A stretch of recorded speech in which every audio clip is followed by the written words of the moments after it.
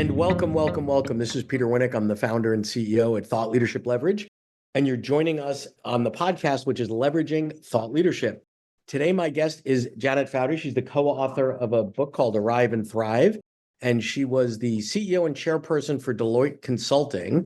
And during her tenure, she grew the business by $10 billion. That's B billion. That would be what we call a big number. There's lots more that I can say about her, but I'd rather talk to her than about her. So welcome aboard, Janet. Thanks for coming. Peter, it is so fun to be with you today. I'm really looking forward to the conversation. Great. So you've had a very busy career, right? Primarily at Deloitte. Correct. When did you have time, and then why did you make the time to develop thought leadership? So as you well know, and I'm sure your listeners know, in professional services and consulting, thought leadership is part of what we do every day because we have to be sort of out in front thinking about what's happening in the market, Right. what's coming, Right. and have smart things to talk to our clients about. So it's sort of part of what I did along the way. But in terms of writing a book, that is and I'm happy to dig into that. That was not in my grand life plan whatsoever. But an interesting opportunity came up, which I frankly thought was not the best idea in the universe until I pushed my thinking a bit more, and then was excited to lean into a topic that I thought needed some attention in the market. So let's talk about how did you land on a topic? Because obviously, of all industries, professional services, there is sort of an expectation that you have a perspective, that you have a point of view, that you have a framework and a model. But that being said, there's lots to choose from. How did you dial in on what you dialed in, and how did that get to be Arrive and Thrive? So when a long-term collaboration between Simmons University, a small but very prestigious women's college in Boston, and Deloitte was a long-running relationship. There was a new president, Lynn Perry Wooten, coming into Simmons, and our teams got together and said, it would be interesting if Janet and Lynn did something together. She is one of the very few Black women university presidents, very accomplished academic from Michigan and Cornell. Obviously, not probably enough women sitting at the top of professional services firms, though we're making good progress. And they said, you should write a book on women's leadership. And I think we both thought, really? That's what the world needs, is another book on women's leadership. And it was a sort of somewhat begrudgingly probably that we even took the first conversation. But we have a lot of time and energy for our team. So we spent some time thinking about what would be a different conversation to have around women's leadership. And sort of where we landed is this idea, not just of how do you get there, because there's so much written around how do you get there, but once you're there, how do you thrive? And then you layer onto that this idea that arriving and thriving is something that happens to each of us many times in our career. Like in professional services, people think, oh, you become a partner, you've arrived, you're done. Well, no. You continue to take a wide set of roles that push you in really different ways. And we're in this constant cycle of re-arriving and figuring out how to thrive at each step.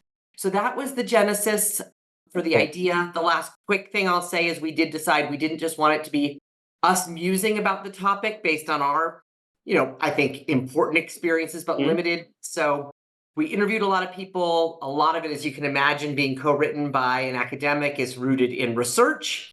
Yes. And then the consultant in me likes lists and checklists and templates and tools. And so there's plenty of those as well. Right. So I love that because there is a lot of literature. So this is an interesting piece in that oftentimes, folks say, well, there's sort of nothing new under the sun. It's all been said. And I don't think that's true. I think that's kind of a lazy way out. So a lot of the work, rightfully so, has been on how do you get there, right? And nobody's talking about, okay, well, now that we're here, now what? Because I think if you don't thrive, you could either stagnate or burn out, right? So it's as important, if not more important, to thrive once in place. So that became sort of your market opportunity. What I wanted to ask is besides the integration of sort of the brain of a consultant and the rigor of an academic, before it became a book, how did you test the ideas with clients and conversations and all that? Because I'm sure you didn't just lock yourself in a room and say to your boss, okay, I'll be out in a year. I'm just going to do this. Leave me alone. Yeah, definitely not. Yeah. By the way, along the way, the pandemic started and I thought, okay, there's no way that either of us is going to have, her in particular, because if you remember, academia was probably in some ways some of the most disrupted by the pandemic, but she was super focused.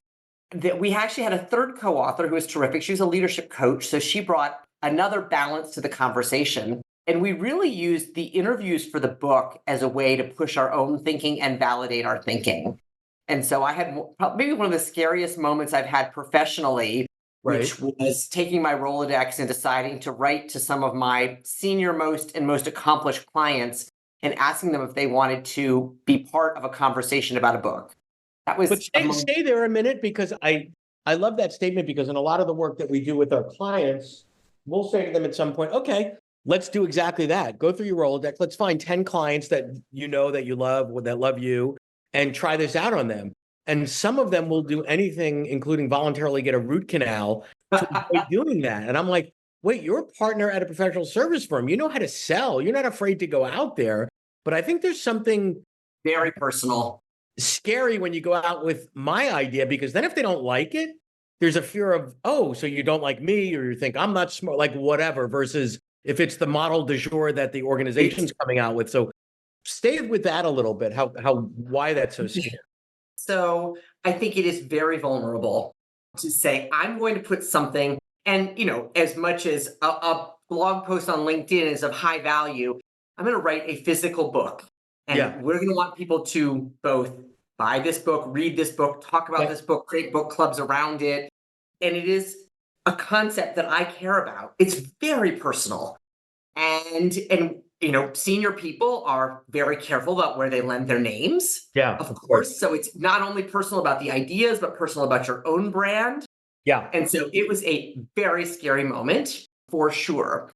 What we did was I put the initial note in writing because that seemed a little less fearful than picking up the phone. Right. And then I thought could get a quicker response. To be honest with you, I thought that many of them would be sent directly to a chief of staff or to to an assistant. Right. And what the message basically said is we have this idea for writing about women thriving in leadership. Mhm. We'd started thinking about the senior most executives. Yes. We actually found that it was interesting sort of across the spectrum of women leaders and men leaders. That's another part of the conversation. And we said, we have these ideas of these 7 practices, and we'd like you to pick a practice or 2 to talk to us about. And you can just write something up and send it to us, or we can do a more formal interview. And what shocked me, Peter, was that I think we sent 22 messages. We got yes responses to all of them, and all but one wanted to do a live interview. And many of them said, I don't want to just talk about 1 or 2 of these practices. I want to talk about all of them. Right. So now stay on. So I love that they didn't come back and say, this is the dumbest thing I ever saw. Right. Everybody jumped on it because there's something, vulnerable on your side, but on the recipient side, flattering as well to say, oh, wow, Janet, trust me to, she's opened the kimono and she's trusting me to be on the inside to share this idea that's obviously important to her and all that. And it's to some, it's a privilege to be able to be part of that because I think a lot of times consultants forget that there's a lot of folks out there that know you and love you, but it's typically in the context of the engagement, the work, all that stuff. And we don't get that personal. So I love that. How much richer, better, however you would describe, did the book turn out as a result of going through that interview process versus not? Night and day. Now, do I think my stories are great stories? Of course I do. Obviously. Do I think the academic rigor is great? I do. But it's funny when we're a little ways into this book being in the system and I still get asked to speak about it quite a bit. And one of the things I do is I read a couple of the passages from the people that we interviewed because they are so powerful. And, these senior executives came with such vulnerability into the conversation that some of their stories are just phenomenal in reinforcements of these messages and these themes. And there's a couple of passages in particular that I always read because they are so striking in terms of sort of reinforcing and frankly, in some cases, really refining the messaging, either about an individual practice or about how all of them interweave together. Love it. Love it. If you're enjoying this episode of Leveraging Thought Leadership, please make sure to subscribe. If you'd like to help spread the word about our podcast, please leave a 5-star review at ratethispodcast.com/LTL and share it with your friends. We're available on Apple Podcasts and on all major listening apps, as well as at thoughtleadershipleverage.com/podcasts. So one other sort of question and with regard to the book is you've got 3 different authors. So you and I spoke a week or 2 ago, and I said the only thing publishers hate more than 2 authors is 3 authors, right? Exactly. Not only do you have 3 authors, but it's a bit unusual for 3 authors from 3 different entities, right? So it's not like oftentimes, hey, this is a book from pick a consultancy, right? And Deloitte. Deloitte, right. Right. This and the model is, and the practice lead of that area will write the book, and maybe they'll get some internal help and blah, blah, blah. But there's alignment around the passion and the content. But in terms of the business outcome and goals, I would think there's different objectives amongst the 3. 100%. So three of us, new relationships, very different professional paths. I mean, you think if you just look at an academic path versus a corporate path, you really don't evolve into leadership in academia till you're much more tenured, and I don't mean technically tenured, till you're much older in your career than you do in a corporate environment where you're starting to lead often at a very young age. A leadership coach comes in from a very different perspective, not probably having as much direct leadership experience, but having watched a wide variety of people. Yes. So we not only came from different organizations with some different intentions, but very different worldviews. However, the common thread is we all care deeply about leadership and deeply about women in leadership and building confidence for women to know they're not in it alone and how to be better, stronger, and thrive more. So that was a unifying force for the 3 of us for sure. Great. So now my next question is, okay, now what? So got the book. What's next? Now what do you do now? Or maybe a better way to say it, okay, so what's the difference for you, life pre and post being a quote published author?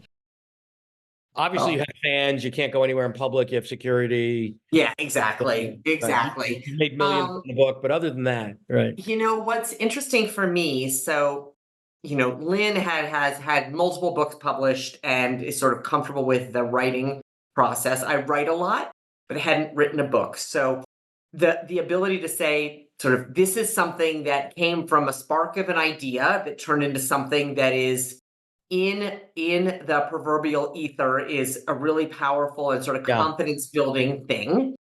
And what I love is that we've not only, I think, created a really interesting discussion with senior women, which is where we intended the conversation to be, but I've gotten to spend time on campus. I've gotten to spend time with groups of women who are just starting their career. I've actually spent a lot of time with men on the leadership principles that are in this book. So it's created a very different and much broader set of people to be in conversation with and be in dialogue with. Not to mention, it just feels it's an important part of a different part of my pedigree than I ever thought I would have had to be a published author. Now, I would say that other people probably put more stock in it than I do. Half the times I do my introduction, I don't say, and I'm author of a book. You and I have talked about, those people who say they're thought leaders aren't necessarily the thought leaders, but often the person coming behind me and says, oh, don't forget to talk about your book. So for me, it was an important thing to put into the system. I like to talk about leadership broadly, and it's another mechanism to have those conversations. But and then having that continuation of the work as opposed to unto itself. Yeah, and I was going to say, there's a humbleness to you where you're not going out there saying, look at me, I'm this rock star author, but it does in some ways open doors. Oh, right. 100%. Like, you've probably written, the equivalent of 5 or 10 books during your career in terms of number of words, but nobody ever says, oh, remember that deck you did back in 2003? Can you dust that off for me? Or can I get that in the Library of Congress? Right. Exactly. So yes. So opportunities, even though, the book did not just come out to do fireside chats at offsites, to do, well, I could do book clubs. I could fill every day of every week of every month of every year just having book club conversations, because the way the book is written, it's a good book to use for sort of book club conversations.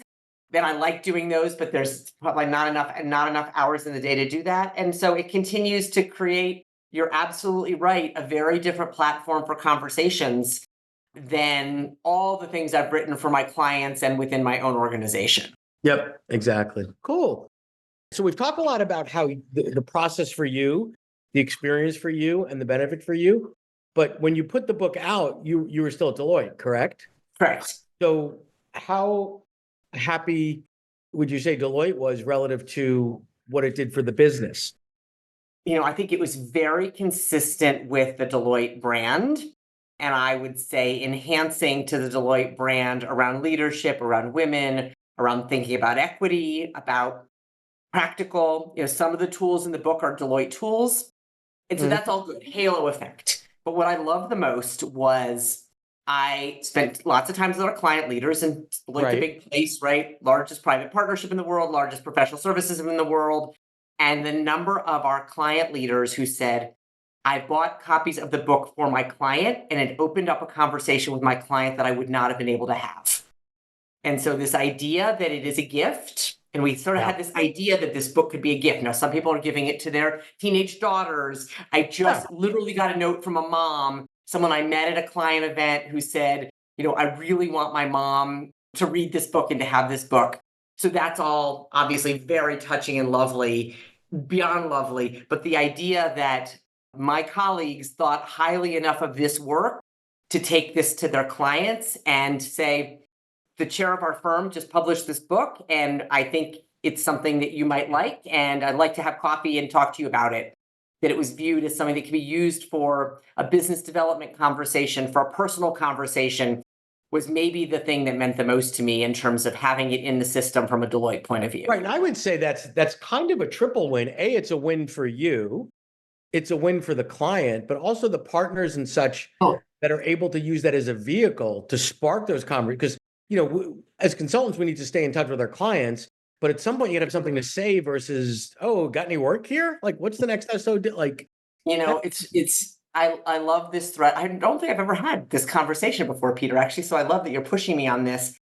I view as a leader in a professional services firm, my role is to do whatever I could to help my partners be as effective, as productive, and as fulfilled as possible, right? And so part of that is I never thought about something that I thought about new offerings. I thought about efficiency in the business. I thought about how to support them on it, but I had not thought about something that I had written being something that would be helpful to them in a very personal moment with their clients. And so that to me is a great value that has come out of this process. Yeah. Yeah. And no pun intended, but there's a fairly long shelf life for books, right? So the right consultant at the firm could be handing that book to the right client or potential client in a year, 3 or 5 from now, because you're not writing about a piece of technology that will inevitably be dated, or I don't know, something in the, are we lowering interest rates or increasing interest rate? There's an evergreen. It's interesting because one of the things I grappled with was how to, and I'm sure you've thought more deeply about this than I have, is how to talk about the pandemic.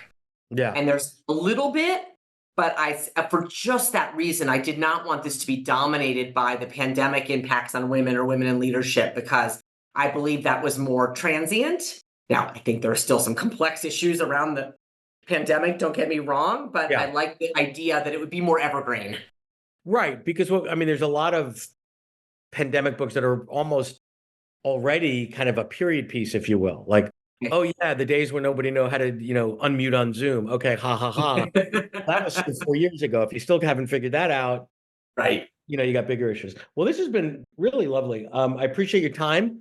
I appreciate the transparency and the vulnerability, sort of the meta vulnerability of talking about being vulnerable about being vulnerable. So good stuff. Thank you so much. Great to be here with you, and I appreciate you continuing to push us all to be better on how we have conversations about the things that are important to us.